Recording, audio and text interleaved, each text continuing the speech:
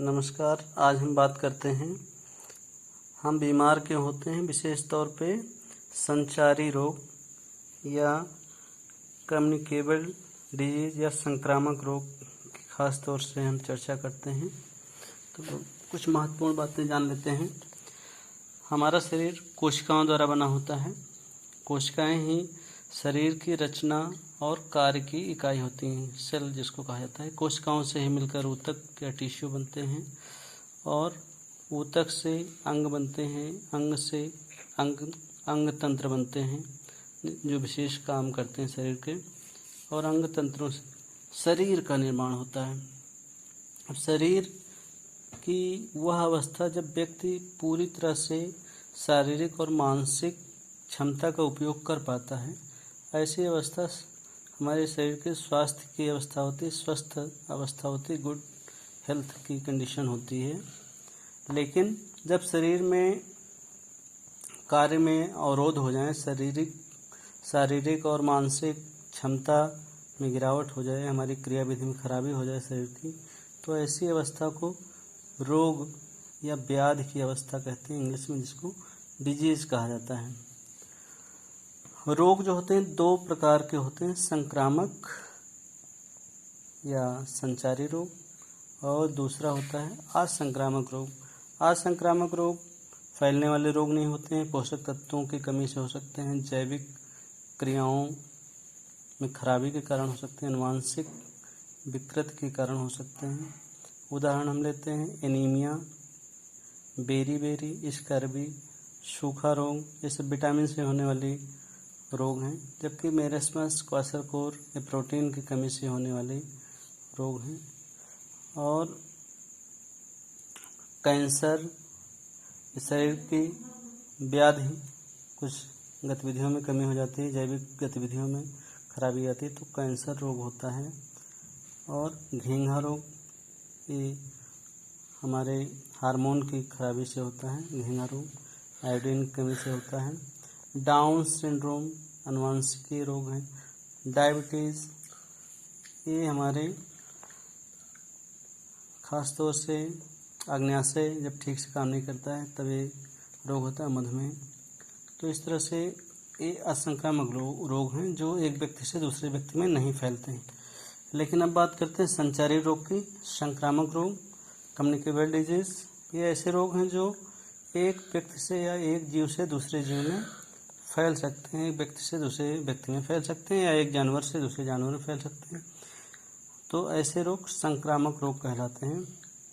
और इनका मुख्य कारण क्या होता है, जिनसे रोग होते हैं, वो कारक जो होते हैं, कारण जो होते हैं जिनके कारण रोग होता है, वो मुख्य कारक होते हैं सूक्ष्म जीव, बहुत ही छोटे होते हैं जिनको हम आमतौर पे नहीं देख सकते हैं, सूक्ष्मदर्शी द्वारा ही देख पाते हैं। तो ऐसा है, सूक्ष्म जीव जिनको हम नहीं देख पाते हैं उनमें प्रमुख हैं विषाणु, जिसको वायरस भी कहा जाता है, जीवाणु, बैक्टीरिया, प्रोटोजोआ, इसके अलावा कवक। ऐसे जो सूक्ष्म जीव होते हैं इनके द्वारा संक्रामक रोग मुख्य तौर पे होते हैं। एक व्यक्ति से दूसरे व्यक्ति में इनका प्रसार होता है। संक्रामक रोगों का प्रसार जो होता है, फैलाव होता है, ये हवा के माध्यम से हो सकता है, वायु द्वारा हो सकता है, जल द्वारा हो सकता है, और लैंगिक संपर्क से हो सकता है। रक्त आधान, संक्रमित व्यक्ति से स्वस्थ व्यक्ति में अगर रक्त का आधान हो जाए तब होता है। कीटों द्वारा हो सकता है, संपर्क से हो सकता है, छूने पे, और संक्रमित जंतुओं द्वारा हो सकता है फैलाव। जंतुओं में हो सकता है, जंतुओं से मनुष्यों में हो सकता है, जैसे रेबीज। अब हम कुछ प्रमुख संक्रामक रोगों और उनके कारण देखते हैं, उसके कारक क्या हैं। तो सबसे पहले हम देखते हैं वायरस या विषाणु से होने वाले रोग। तो खांसी, जुकाम, इन्फ्लुएंजा या फ्लू जिसको कहते हैं, डेंगू, एड्स और कोविड-19 जिसको कोरोना कहते हैं। तो ऐसे रोग वायरस से होते हैं। इसके अलावा चेचक, रेबीज, या हाइड्रोफोबिया। हाइड्रोफोबिया इसलिए कहते हैं कि पानी से डर लगता है रोगी को, इसलिए हाइड्रो का मतलब जल, पानी, फोबिया का मतलब डर। तो पानी से डर लगता है रेबीज़ के रोगी को। जब संक्रमित हो जाता है उसमें रेबीज़ की बीमारी फैल जाती है, टीकाकरण नहीं कराते हैं अगर हम, तो ऐसे रोग को कहते हैं रेबीज़ या हाइड्रोफोबिया। हेपेटाइटिस जिसको पीलिया या जॉन्डिस कहते हैं, और मस्तिष्क ज्वर, जापानी एंसेफेलाइटिस, बुखार आता है, मस्तिष्क पे असर पड़ता है, मस्तिष्क ज्वर कहते हैं। इसीलिए चिकनगुनिया और पोलियो, तो ऐसे रोग वायरस द्वारा होते हैं। अब बात करते हैं दूसरा, जीवाणु या बैक्टीरिया द्वारा होने वाले रोग। तो इसमें पहला है टीबी या क्षय रोग भी कहते हैं इसको, ट्यूबरकुलोसिस भी कहते हैं, मियादी बुखार या टाइफाइड, हैजा, एंथ्रेक्स, प्लेग, डायरिया, ये सब जीवाणु से होने वाले रोग हैं। इसके अलावा कवक से होने वाले रोगों की बात करें तो कवक के माध्यम से दाद और गंजापन, ये बीमारियां होती हैं। दाद को रिंगवर्म कहा जाता है, गंजापन बाल्डनेस। और प्रोटोजोआ, प्रोटोजोआ से जो होने वाला प्रमुख रोग है जिसको हम जानते हैं मलेरिया, जाड़ा लग के बुखार आता है मलेरिया में, मादा एनाफिलीज के काटने से फैलता है। अमातिसार, अमीबी पेचिस जिसको कहा जाता है, निद्रा रोग, स्लीपिंग सिकनेस, काला आजार, तो ऐसे बीमारियां प्रोटोजोआ द्वारा होती हैं। अब बात करते हैं इनसे बचा कैसे जा सकते हैं। कुछ प्रमुख रोग की बात करी है हमने, अब बचाव के क्या उपाय हो सकते हैं। तो सबसे ज़्यादा जरूरी है साफ सफाई का पालन करें, और व्यक्तिगत और सामुदायिक या सामाजिक साफ सफाई दोनों का पालन करना चाहिए, स्वच्छता का पालन करना चाहिए। मच्छरों का उन्मूलन, मच्छरों को मार देना चाहिए कीटनाशकों का छिड़काव करके, या मच्छरों के लार्वा को खाने वाली मछलियों का प्रयोग भी किया जाता है जो कि जल में मच्छर के लार्वा को खा जाते हैं, गैम्बूसिया जैसे मछली होती है। और कुछ कीड़े होते हैं जो मच्छरों को मार देते हैं, तो इनका भी उपयोग किया जा सकता है मच्छरों के उन्मूलन के लिए। और घरों में मच्छरदानी का प्रयोग करना चाहिए जिससे मच्छर न काटने पाए। इसके अलावा फुल आस्तीन का शर्ट पहनना चाहिए जिससे मच्छर न काट पाए, है ना। रोगी के संपर्क से बचाव रोग के अनुसार करना चाहिए। बहुत से रोग होते हैं जो संपर्क से फैलते हैं, तो ऐसे रोगों में संपर्क से बचना चाहिए जिससे रोग का प्रसार न होने पाए। जांच करके पता कर लेना चाहिए कौन सा रोग है। अगर ऐसा रोग है कि संपर्क से फैलने वाला है तो संपर्क से बचना चाहिए। रोगी और सामान्य व्यक्ति जैसा भी हो कोई, तो इस समय सोशल डिस्टेंसिंग का पालन करना चाहिए। एक निश्चित दूरी लोगों से बना के रखना चाहिए, थोड़ा दूर रह के बात करना है। सोशल डिस्टेंसिंग नियमों का इस समय पालन करना है। और कोविड-19 या कोरोना वायरस का समय चल रहा है, ऐसे समय में मास्क का प्रयोग करना है। कोविड-19 या कोविड जिसको कहा गया है, कोविड-19 इसका नाम रखा गया है, कोरोना वायरस से होने वाला रोग है। SARS-CoV-2 से होता है, SARS-CoV-2 से होता है। इससे बचाव के लिए मास्क का प्रयोग करें, सैनिटाइज़र का प्रयोग करें, समय समय पे हाथ धुलते रहें साबुन से।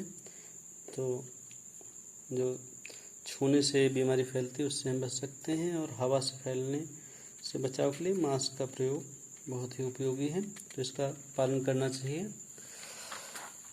इसके अलावा कुछ रोग ऐसे हैं जिसमें बर्तन और कपड़े रोगी के अलग होने चाहिए।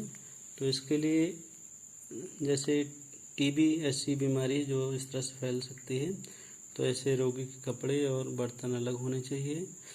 इसके अलावा हेपेटाइटिस में भी इस तरह से नियमों का पालन करना चाहिए। साफ और शुद्ध पेयजल की व्यवस्था की समस्या बहुत बड़ी होती जा रही है, शुद्ध पेयजल की समस्या। तो साफ और शुद्ध पेयजल की व्यवस्था होनी ही चाहिए। स्वच्छ पानी पीना चाहिए क्योंकि जल से बहुत सी बीमारियां फैलती हैं। अब अगला उपाय हम बात करते हैं टीकाकरण। बहुत से रोगों के टीके उपलब्ध हो गए हैं। टीके क्या हैं? निष्क्रिय संक्रामक रोगाणु के प्रतिजन होते हैं, इनको कहते हैं टीका। और अगर इसको शरीर में इंजेक्ट करा देते हैं तो शरीर में प्रतिरक्षी का निर्माण होता है। रोग से लड़ने वाले खास कोशिकाएं बन जाती हैं, खास एंटीबॉडीज बन जाती हैं, जिससे रोगाणु अगर शरीर में प्रवेश करता है तो एंटीबॉडीज उसको मार देती हैं। तो ऐसी प्रतिरक्षा, इस तरह से प्रतिरक्षा विकसित करा जाता है शरीर में टीका लगा के। कुछ टीके इंजेक्शन के माध्यम से लगाए जाते हैं और पोलियो ऐसा टीका है जो ड्रॉप के रूप में दिया जाता है। तो इस तरह से टीका देने की जो व्यवस्था है, टीका लगाना, इसको कहते हैं टीकाकरण। टीकाकरण अनेक रोगों से सुरक्षा देता है, जैसे चेचक, पोलियो, टिटेनस, डिप्थीरिया, हेपेटाइटिस। तो ऐसे बहुत से रोग हैं जिसमें हम टीके के उपयोग द्वारा बचाव कर सकते हैं। इसके अलावा टीके की खोज सबसे पहले जेनर नामक वैज्ञानिक ने की थी। जेनर ने चेचक के टीके की खोज की थी सबसे पहले। बहुत महत्वपूर्ण इनका योगदान है, याद रखिएगा। अब बात करते हैं संक्रामक रोगों का उपचार। अगर ये बीमारी हो ही जाए, हमारा शरीर उनसे न लड़ पाए, तो आखिरी उपचार है कि हमको औषधियाँ लेनी पड़ेंगी, दवाएं लेनी पड़ेंगी। तो इसके लिए वायरस रोगों के लिए एंटीवायरल औषधियाँ लेनी चाहिए और बैक्टीरिया रोगों हेतु एंटीबायोटिक या प्रतिजैविक औषधियाँ लेनी चाहिए, एंटीबैक्टीरियल औषधियाँ। जैसे पेनिसिलिन एंटीबायोटिक है, जिसकी खोज सबसे पहले की थी अलेक्जेंडर फ्लेमिंग ने। इसके अलावा प्रोटोजोआ, जैसे मलेरिया के उपचार के लिए क्लोरोक्विन का उपयोग होता है। कवक रोगों हेतु एंटी फंगल औषधियों का उपयोग होता है, जिससे कवक से होने वाले रोगों से बच सकते हैं। इसके अलावा जो फील पाँव है, या इसको हाथी पाँव भी कहा जाता है, फील पाँव, ऐसे रोग के लिए भी समय समय पे दवाएं दी जाती हैं। तो दवाओं का उपयोग करना चाहिए, एक निश्चित समय पे इसकी दवा लेनी चाहिए। एस्केरिस से होने वाला जो रोग है, एस्केरियासिस, उसके उपचार के लिए भी दवाएं ली जाती हैं। हालांकि ये बीमारियां ऐसी हैं, एस्केरियासिस जो फैलती नहीं, लेकिन फील पाँव तो फैलने वाली संक्रामक बीमारी ही है, हाथी पाँव। तो इसके उपचार के लिए ऐसा हम कर सकते हैं कि उनकी औषधियाँ समय समय पर लेना चाहिए। धन्यवाद।